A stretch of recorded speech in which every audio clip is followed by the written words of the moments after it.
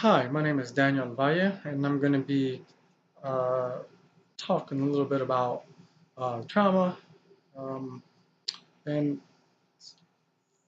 originally, I wanted to, um, I thought about maybe I can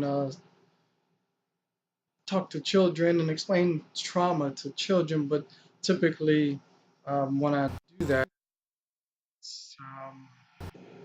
we're either coloring, we're either, it's kind of like a play type therapy, or not therapy, but a play type approach where I am implementing toys, the coloring books, and we cut. So I figured that wasn't really practical for this presentation. So the majority, as a crisis intervention worker, the majority of the individuals I meet with are adults or young or older teenagers going into adulthood, and most of them are adults, as I was saying. Um, so I'm going to get into trauma, and I'll explain it to them in a way that I typically do, where they can best understand what trauma is. Okay, so here we go. So you asked me a little bit about trauma and what trauma is, things like that. So I want to get into it after hearing your story, and uh, just want to get typically, usually trauma. Um, Comes from experiences, negative experiences or traumatic experiences um, that you've gone throughout your life, whether it's verbal abuse, physical abuse. It could be as a veteran. It can be experiencing, watching the death of some of your comrades. It can be something as simple as being in the war and um, finding yourself in that dangerous situation where at any moment your life can end, or the people around you, their lives can end. So it's just being in that hyper vigilant, hyper arousal state at all times, and always keeping your guard up. So trauma can come from different experiences. Um, with you particularly, you've told me that you experienced some physical and sexual abuse as a child, and that you haven't really dealt with it. You haven't really had an opportunity to feel like there was closure um, with these experiences. You even told me that this person wasn't turned in, and you felt like there was an injustice, and as far as that. So um, trauma presents itself in many different ways. Now I know you're here for increased anxiety and depression, and you find it difficult to sleep. You said that you often have thoughts of suicide, and that um, you've actually done some self-harm in the past, when you've cut, and you burn, and you burned yourself, and just things like that. Um, so trauma can, if it's not dealt with properly, if you don't seek treatment, if you don't seek counseling, and have an opportunity to talk about those things and learn how to deal with those feelings and emotions, um, it does cause increase. It can cause anxiety, it can cause depression. If there are triggers or um, things that remind you of those events, whether it's you see someone who looks like the person who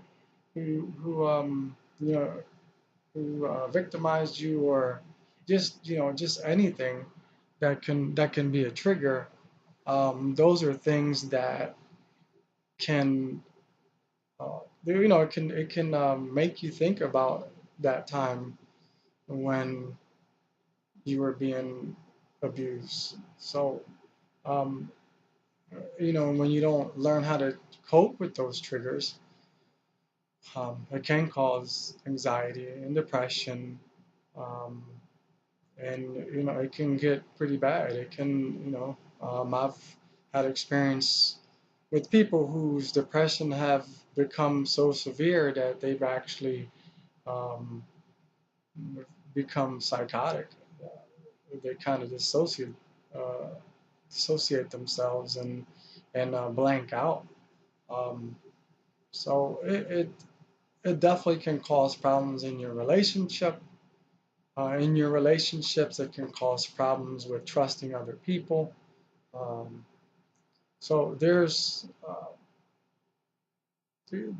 some negative impacts to trauma, especially if you don't seek the proper treatment and learn how to trust again, learn how to open up, learn to see that not everyone is out to take advantage of you. So it's very important to seek some type of trauma therapy to help deal with those emotions and to help deal with some of the symptoms um, of the symptoms that are caused by um, this trauma or post-traumatic stress disorder. Um, so, just wanted to go on. You also said that you find it difficult um, sometimes to sleep at night, um, and that you also sometimes you get jumpy around loud noises or a lot of people. When there's a lot of people around you, you get really hyper vigilant, and your anxiety goes up. So that is part of um, uh, trauma, and it is a symptom of post-traumatic stress disorder, which is caused by some of the traumatic experiences that you experienced when these things were happening to you. Um, so I think it's very important that you are able to identify these triggers and that you learn to develop proper coping skills to be able to kind of counter when these things happen to you. Um, just the basic things I always tell people uh, to do for yourself. Self care is very important. Um, Proper sleep, make sure you're eating healthy, make sure you're exercising, make sure you're doing some of the things that will help you. Um, it helps with stress naturally. It helps decrease stress. It helps decrease depression. It helps release stress. Um, there are other practices out there such as yoga. Um, I've mentioned martial arts before. Sometimes martial arts um, or self-defense helps that person, it gives them that sense of security because they feel that they're able to defend themselves if things happen down the road again where they're put back in a similar type situation.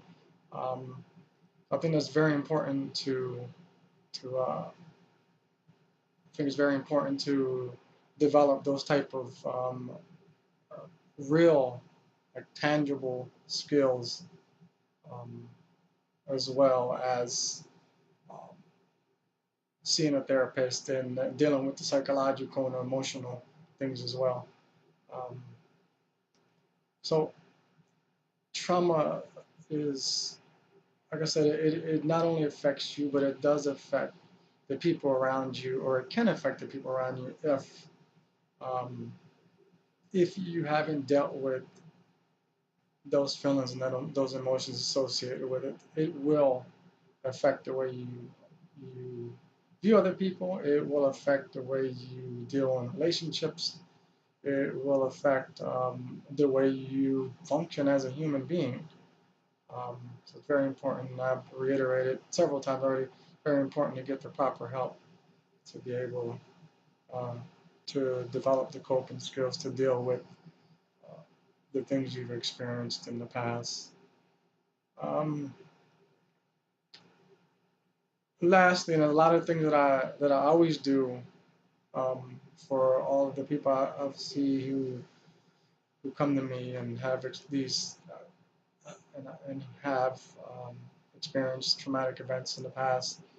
Um, I always tell them it's very important to find a therapeutic approach that not only works for you, but that is proven to work for other people. Um, so that you want to keep that in mind. Going through um, therapy is not going to be easy. It's worth it, but it's something that happens in steps. As it happens, it gets better, and you will see. Uh, I guess you could say the fruits of your labor once you've gotten over. It seems like once you've gotten over a certain step, um, you definitely will see a difference in you in yourself and how you view yourself and how you view others and how you deal with life in general. Um, so I hope the information that I gave you was helpful. Um, there are plenty of resources available. I usually refer my clients who come in uh, with your type of experience. I always, it seems like I always refer them to the YWCA. They have a great program through Domestic Violence Hotline. There's actually a person who comes out and speaks with you, gets a little bit of information from you, and she provides you with the different resources that are available through different agencies um, in a county. It's definitely important, along with therapy, along with I think that it's definitely important to build yourself a great support system. If your family is already there for you, that's great. I think it's also important to find individuals who have been through this, who have gone through this, who have overcome this, and who are better, who can better able to tell you, um, give you a firsthand, uh, some firsthand experience of, of the whole experience and going through getting help. Um, I really hope that this was helpful. I also hope that I was able to cover um, a lot of the points and questions that you asked or that you may have wanted to ask. I hope that I was able to answer those things for you. And, again, as a crisis intervention worker, I'm also available to be of help for you. We're a 24-hour service. Um, you can give us a call 7 days a week. You can ask for me personally. My name's Daniel. Or you can ask to speak with anyone who's there. I'll be more than glad to speak with you. All right. Do you have any questions? If you don't have any questions, and, I will excuse myself and I hope everything works out for you. So thank you.